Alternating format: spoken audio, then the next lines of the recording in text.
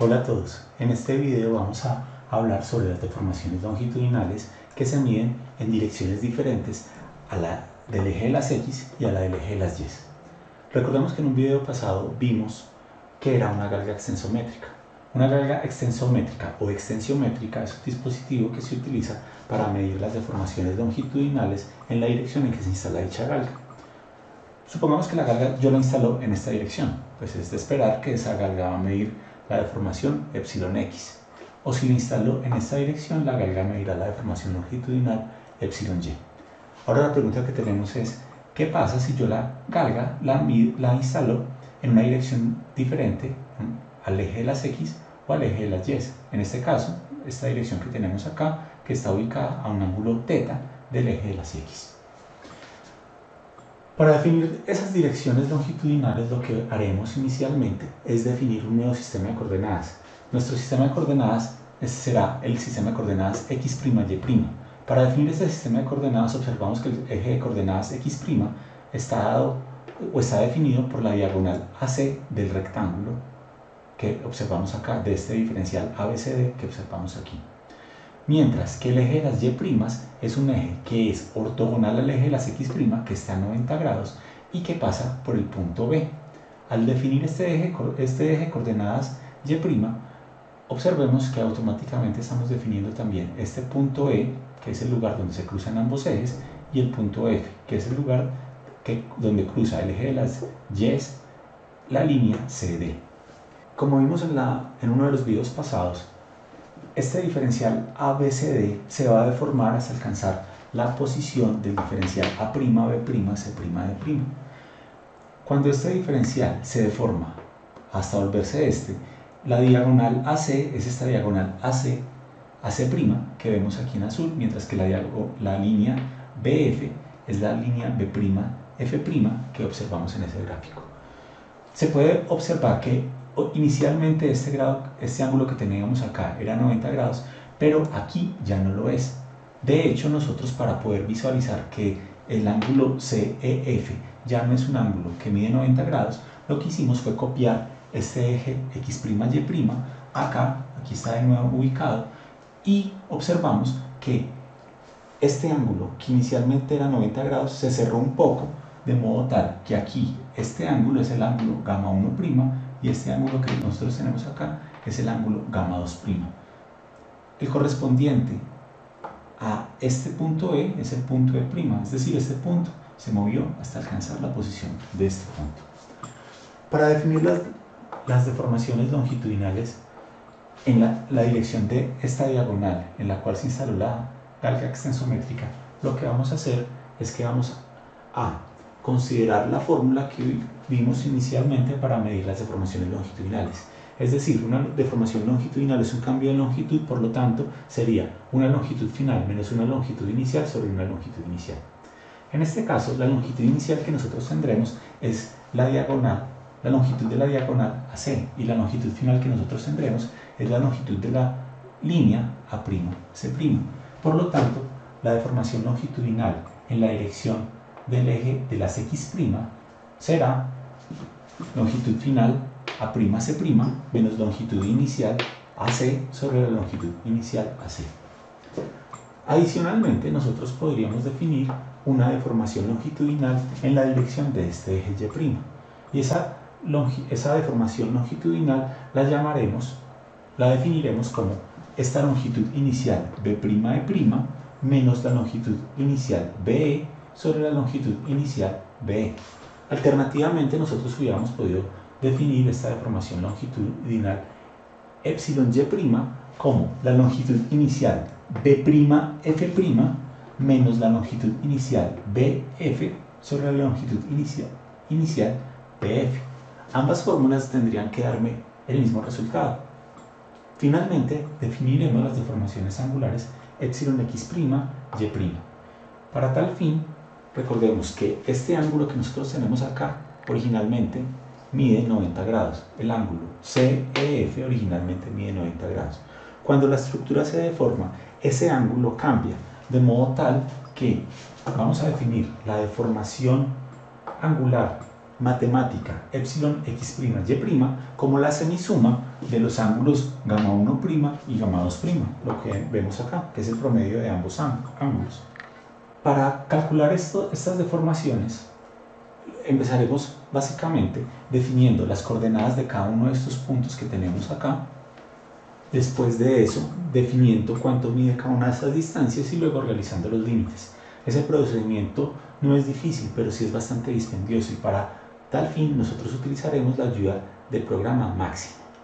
Observaremos que con el programa Máximo encontraremos, por ejemplo, que la deformación longitudinal en la dirección de este eje x' estará dada por esta fórmula de acá, o alternativamente, si utilizamos ciertas sustituciones trigonométricas, veremos que esta fórmula de acá es equivalente a esta fórmula que nosotros tenemos acá.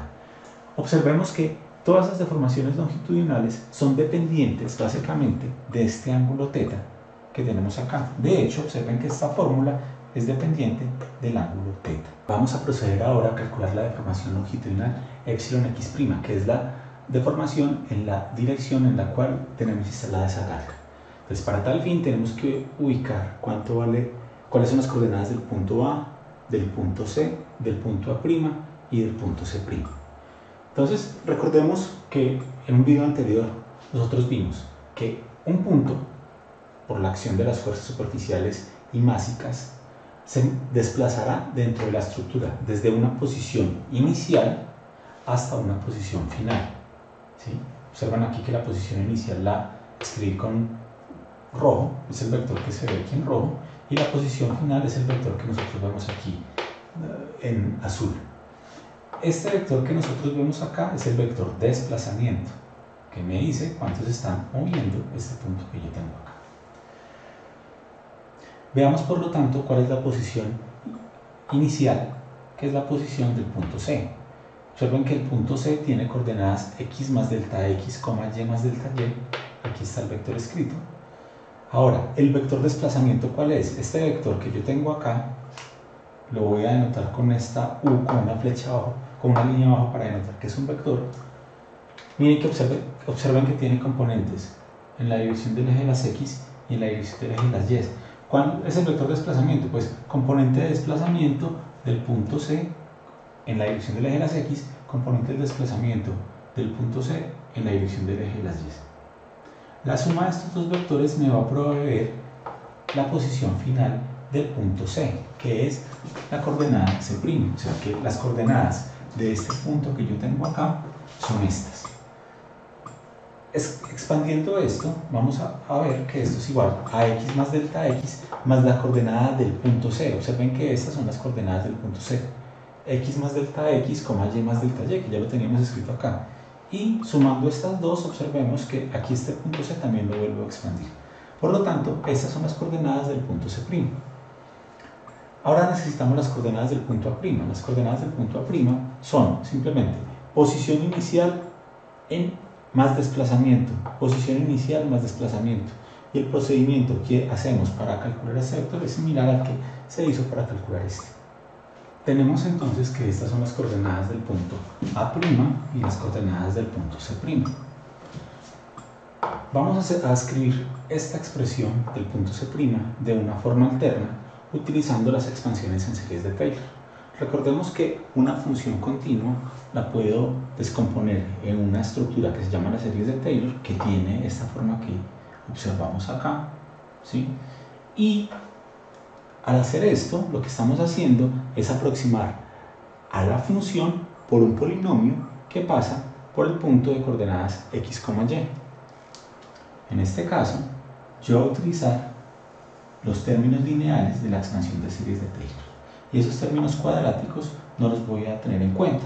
Por lo tanto, lo que vamos a hacer aquí es una aproximación. Esa aproximación va a tener sentido cuando este delta x y este delta y que estamos utilizando son muy pequeñitos, porque al ser números pequeños elevados al cuadrado van a ser más pequeñitos aún. Miren que acá delta x y delta y son dos números muy chiquitos que multiplicados se vuelven algo así como un diferencial de segundo orden. Por lo tanto, estos términos que tenemos de aquí para adelante en la expansión de secos de Taylor los podemos despreciar, ya que nosotros vamos a tomar un límite cuando este diferencial ABCD se tiende al punto A, es decir, cuando la distancia delta X tiende a 0 y cuando la distancia delta Y tiende a 0. Por lo tanto, esta expresión no va a traernos ninguna complicación a pesar de que es una aproximación. Entonces aquí esto va a quedar X más delta X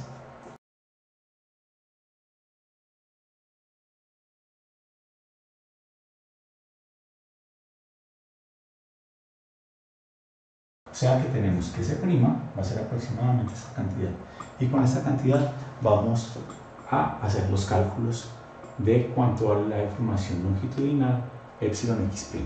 Para calcular la deformación longitudinal epsilon x', nosotros tenemos que tomar el límite cuando el diferencial ABCD tiende al punto A.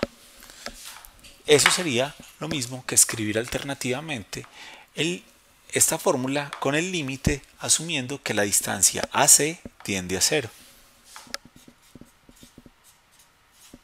Por lo tanto, yo podría escribir lo siguiente, que epsilon x' multiplicado por AC va a ser igual a A'C' menos AC, asumiendo que la distancia AC tiende a 0. Y por lo tanto,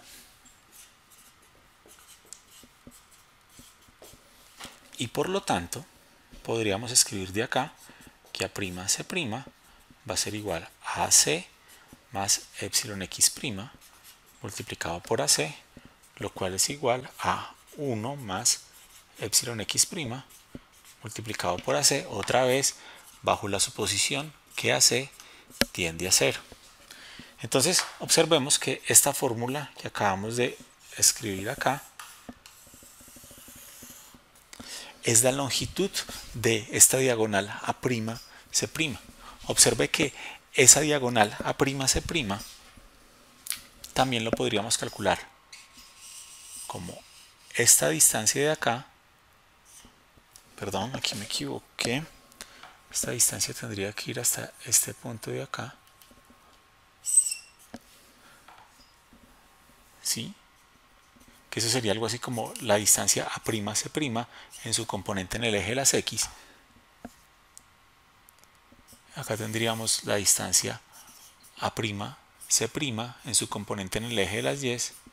Y por el teorema de Pitágoras yo podría calcular esta distancia A'C' alternativamente como la raíz de la distancia A'C' en su componente en el eje de las X al cuadrado más A'C' en su componente en el eje de las Y al cuadrado. Juntando estas dos fórmulas tendríamos entonces lo siguiente, que 1 más epsilon x',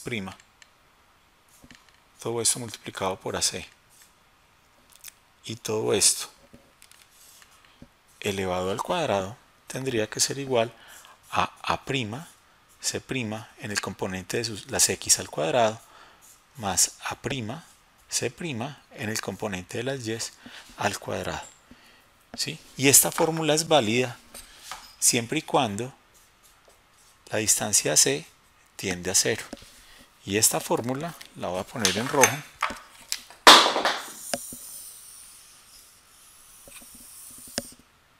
Es la que se utilizará para calcular cuánto vale la deformación longitudinal epsilon x'. A continuación vamos a hacer un programa en Máxima, el cual es un software de álgebra simbólico que nos permitirá encontrar las deformaciones longitudinales en la dirección AC. Para tal fin, primero en esta línea vamos a especificar que la variable que la función u es función de las variables x y y que la función v es función de las variables x y y. Después en estas dos líneas le vamos a decir a Máxima que cada vez que encuentre una derivada de u con respecto a x llame a eso epsilon x, y cada vez que encuentra una derivada de v con respecto a y llame a eso epsilon y. A continuación vamos a definir cuánto vale delta x y cuánto vale delta y. Para tal fin primero definimos cuánto vale esta hipotenusa AC y diremos que la distancia delta x es AC multiplicado por el coseno de teta y la distancia delta y va a ser AC multiplicado por el seno de teta. Esas son estas dos fórmulas que yo tengo acá. Luego definiremos cuánto vale las coordenadas del punto A'. Observenlas acá, están ahí codificadas. Definiremos cuánto valen las coordenadas del punto C'. Observen qué es lo que tengo aquí codificado. Y luego diremos que la distancia A'C' en su componente en x va a ser igual a la coordenada en x del punto C' menos la coordenada en x del punto A'. Y diremos que la distancia A'C' en su componente en y va a ser igual a C' en su componente en y menos A' en su componente en x. Aquí tuve un pequeño errorcito. Después de eso, lo que haremos es que especificaremos esta fórmula que tengo acá. Y ese programita, observen que esta fórmula está codificada acá, y este programa lo ejecutaré en máxima. Entonces, abro máxima, ejecuto el programa, después de darle Shift Enter, y entonces máxima nos arroja la respuesta. Observa que yo tengo aquí unos paréntesis que yo no quiero destruir. Entonces para eso yo le digo a máxima, cójame la respuesta anterior y expándala. Escribo ese comando, Shift Enter. Recordemos que este porcentaje es el último resultado que calculó el programa, o sea que este porcentaje corresponde a lo que yo tengo acá. El comando expand lo que hace es destruir estos paréntesis que tengo acá, ¿sí? Y obtenemos, por lo tanto, esta relación. Observen que este hacia el cuadrado está en todos los términos de nuestra expresión. Por lo tanto, yo podría coger la expresión anterior, toda dividirla entre AC al cuadrado. Volvemos a expandir ese resultado y tendremos una relación un poco más sencilla. Ya con esta relación podemos trabajar. A partir de la expresión que se calcula en máxima tenemos lo siguiente. Primero que todo, este 1 que aparece a la izquierda de la igualdad se simplifica con este 1 que aparece a la derecha de la igualdad, que resulta de la suma de este seno cuadrado de teta más este coseno cuadrado de teta. Ahora, recordemos que tanto epsilon x como epsilon y como epsilon x' son deformaciones longitudinales. Las deformaciones longitudinales en estructuras son usualmente del orden de 10 a la menos 4, 10 a la menos 5, 10 a la menos 6 e incluso podríamos tener números más pequeños. Por lo tanto, esas deformaciones longitudinales podrían considerarse como diferenciales de primer orden. Adicionalmente, recordemos que los ángulos gamma 1 y gamma 2, por la hipótesis de ángulos pequeños que estamos haciendo, también son números muy pequeñitos. Por lo tanto, también los podríamos considerar como unos diferenciales de primer orden. Por lo tanto, en esta expresión que tenemos acá, tenemos la suma de diferenciales de primer orden más diferenciales de segundo orden. Y recordemos que cuando se suman diferenciales de primer orden con diferenciales de segundo orden, los diferenciales de segundo orden son tan pequeños que no vale la pena considerarlos y por lo tanto se simplifican. Por lo tanto, esta expresión que nosotros tenemos acá es claramente un diferencial de segundo orden. Y por ejemplo, acá, en esta expresión, este término de acá y este término de acá son diferenciales de primer orden que al multiplicarse se vuelven un diferencial de segundo orden. Por lo tanto, si al eliminar de esta expresión todos los diferenciales de segundo orden que están expresados con las líneas azules, vamos a obtener esta expresión que tenemos acá. En particular, ustedes observen que esta expresión que resulta acá es gamma xy. Y recordemos que gamma xy es 2 veces epsilon x epsilon y. Cuando tomamos esa expresión de acá y la dividimos entre 2, nos resulta esta expresión, que es la que prometimos al principio de este video que íbamos a demostrar.